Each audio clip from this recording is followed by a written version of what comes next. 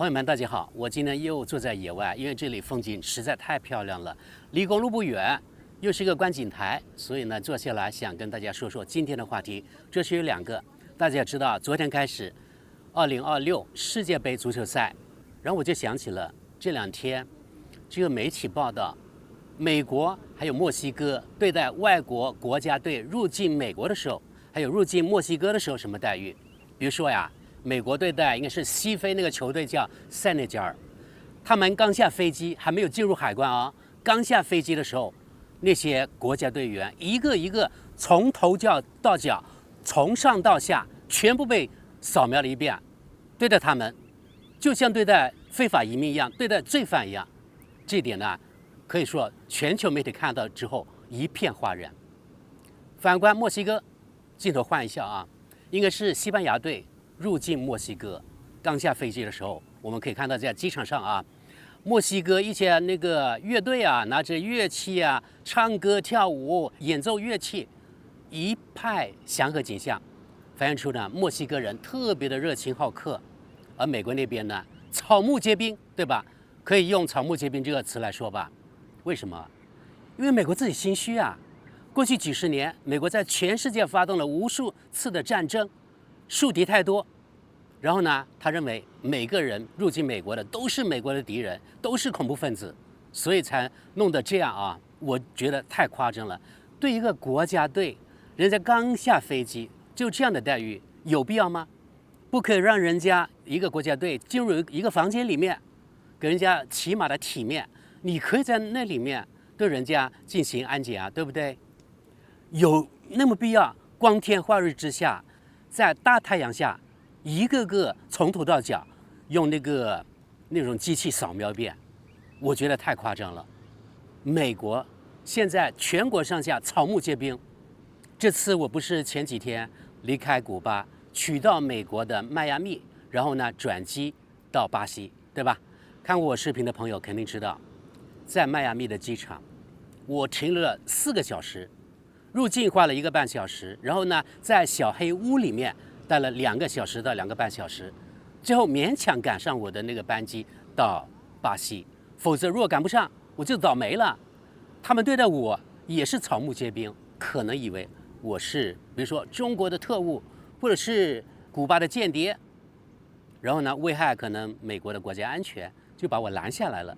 最後好在呢有驚無險，解除了對我的懷疑，應該是這樣子，因為什麼也沒發現啊。他們把我的手機也拿過去，然後呢，強迫我告訴他們我的手機密碼，然後呢，一遍一遍把我的什麼通訊錄把它翻了一遍，我的手機拍的東西，那照片什麼都看了啊，等等等等。反正在那個視頻當中，關於我在美國小黑屋的視頻當中，我已經描述得很清楚了，這裡就不重複了。你看。對我也是這個待遇，對人家西非國家隊足球隊啊，朋友們也是同樣的待遇，我就覺得真的不應該，對吧？你給人家國家隊起碼的尊嚴要不要？既然你美國這樣，應該很安全才對啊，對不對？可是也是不知道是哪個國家隊，英格蘭，對，英格蘭到一個美國另外一個州那個場地呢去集訓。要先把那個集訓的那些器具啊，比如說球員的那個隊衣啊，那個球鞋呀，還有什麼那個足球什麼東西都運過去。可是裝車之後，到了那個應該是到了那個城市之後裝了車，但是在運輸途中，好了，這個車被盜了，裡面所有的東西都被盜了，玻璃也被打碎了，搞得人家英格蘭隊現在連訓練的那器具啊什麼其他都沒有，也影響人家的那個水平的發揮。太离譜！比賽即將開始，英格蘭世界杯物資被盜，被偷的只剩1個球。據《每日郵報》報道，英格蘭隊在美備戰期間遭遇失竊事件，大批比賽裝備在轉運途中被盜，包含球員專屬球鞋、世界杯官方用球以及核心訓練器材。物資運抵目的地後，工作人員發現僅剩1個足球，哈里、凱恩、貝林厄姆等球星的專屬球鞋也不知所蹤。目前，當地警方正全力追查，已有2人被捕。從這裡就可以發現呢，美國的治安真的堪憂，而且像這種小偷，這全世界都盯着你啊，對不對？你應該也想着你國家的名譽啊，对不对？在這時候你就不要偷了唄。而且足球的東西有多少價值？值得去偷嗎？你偷就去富人区去破门而入啊，偷人家东西嘛。你不要偷人家国家队的训练的器材嘛，对不对？但这種都不懂，哎，叫我怎麼說呢？美國的治安真的很堪憂啊！你看，你對全世界其他國家就草木皆兵，然後呢，自己國家內部的治安也處理不好，鬧出這種笑話。還有說到這次世界杯足球賽，我又想起了西方的雙標，對不對？美國自己發動戰爭對伊朗，然後呢，美國的爸爸，你們也知道是哪個國家，我就不說了啊。美國的爸爸與美國的這兒子一起悍然對伊朗發動侵略，對吧？對其他國家侵略，而且是違反國際法的。那西方現在什麼都不說，這個世界杯足球賽沒有任何一個西方國家敢出來站出來說一句我們抵制在美國舉行的足球賽，沒有任何國家。當初西方你不是說你那個俄羅斯侵略烏克蘭對吧？然後呢，俄羅斯在全部過去呢，不管是什麼其他的世界性的比賽也好，世界杯也好，還有那個奧運會也好，俄羅斯國家隊全部被排除在外，甚至呢，俄羅斯的貓呀，還什麼音樂家、藝術家都也被制裁排除在外，說人家俄羅斯違反國際法。如果這樣真的違反國際法，我們先不管前因後果，對不對？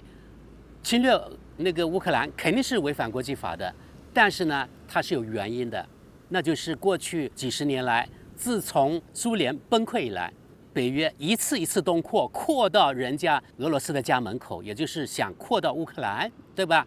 這才是前因後果。而且東擴了5次，當初啊，那個德國統一的時候，當時的總理就說了啊，我們不會再往東擴一步。但是西方或者北約自己失言了，才導致了人家俄羅斯去侵略、去打那個烏克蘭，對不對？這是前因後果。但是伊朗對你美國幹了什麼嗎？伊朗對你美國爸爸幹了什麼嗎？你看你們悍然去侵略人家，同樣的都是違反國際法的侵略。可是我們可以看到，真的西方國家，我覺得太不要臉了，妥妥的雙標。沒有任何一個國家真的敢站出來說，我們抵制美國，我們抵制美國的爸爸，不能讓這2個國家的球隊去舉行比賽，而且應該抵制在美國舉行的那些足球賽，对不對？這樣我覺得才是沒有雙標，這樣才能服眾啊！一個一個還屁顛去比賽，而且美國利用這個發放簽證作為一種武器來對待，比如說伊朗的球隊，對吧？不給伊朗一些國家隊的隊員發放簽證，不給一些美國不喜歡的那些裁判發放簽證等等，這過去呢已經出現過很多次，包括聯合國大會的時候，也是對比如說巴勒斯坦的一些政府的高官拒絕發放簽證，還有對伊朗也一樣。我就覺得不應該，你聯合國就聯合國，你美國不應該帶政治立場不給人家發放簽證。如果這樣的話，那還不如把聯合国總部搬到其他國家去。比如說搬到中國去，我認為目前最有權利作為聯合國總部的就是中国，沒有其他國家。好了，这是我那個世界杯聯想到的這2個方面，一個是美國還有墨西哥對待其他國家入境美國對待其他國家入境墨西哥時候呢不同的待遇，一個是草木皆兵，另外一個呢是可以說夾道歡迎，2種完全不同的待遇。還有一個呢就是西方的雙標，制不制裁美國，制不制裁美國的爸爸，以及制裁那個俄羅斯等等，對吧？這2種完全不同的待遇，2種完全不同的標準，妥妥的雙標，這是我特別反感的。那好吧，這是今天我想要說的，感謝大家，我們